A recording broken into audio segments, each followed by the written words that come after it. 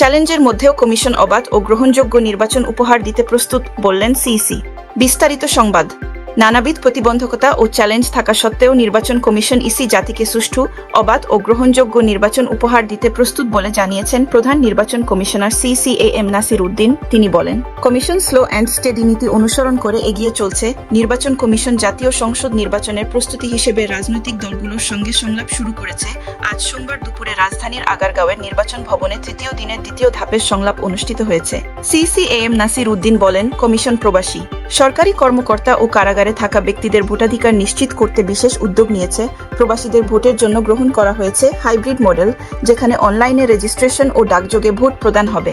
CEC রাজনৈতিক দলগুলোর প্রতি আচরণবিধি মেনে চলার আহ্বান জানান। তিনি বলেন, আচরণবিধির খসড়া নিয়ে জনগণের মতামত নেওয়া হয়েছে এবং প্রাসঙ্গিক বিষয় অন্তর্ভুক্ত করা হয়েছে। ভোটারদের উপর রাজনৈতিক দলের প্রভাব গুরুত্বপূর্ণ, তাই দলগুলো নিজেদের প্রভাব ব্যবহার করে ভোটারদের সচেতন করতে সাহায্য করবে। এতে একটি নিরপেক্ষ, স্বচ্ছ ও গ্রহণযোগ্য নির্বাচন নিশ্চিত হবে। সংলাপে জাকে পার্টির মহাসচিব শামীম হাসদার কমিশনের স্বাধীনতা ও স্বচ্ছতা নিশ্চিতের উপর জোর দেন। তিনি বলেন, কালো টাকা ও পেশিশক্তির প্রভাব নির্মূল না হলে নির্বাচন গ্রহণযোগ্য হবে না। তরুণ ভোটারদের ভোট উৎসবমুখর এবং অংশগ্রহণমূলক করতে হবে। 25 লাখ টাকার ব্যয়সীমা কঠোরভাবে নিয়ন্ত্রণ ও প্রযোজনে স্বাধীন তদন্ত কমিশন গঠন জরুরি। আচরণবিধি মেনে চলার বিষয়ে জাকের পার্টি প্রতিশ্রুতিবদ্ধ।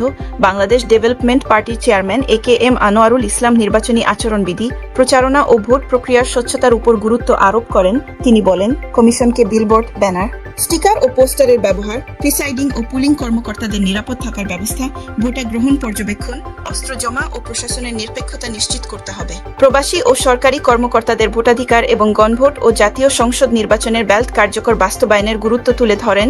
বাংলাদেশ ইসলামী ফ্রন্টের মহাসচিব মোহাম্মদ আব্দুস সামাদ নির্বাচন কমিশনের স্বাধীনতা ও দৃঢ়তা নিশ্চিত করার গুরুত্বের উপর জোর দেন। তিনি বলেন, নির্বাচন গ্রহণযোগ্য ও সুষ্ঠু করতে কমিশনকে স্বাধীনভাবে পদক্ষেপ নিতে হবে।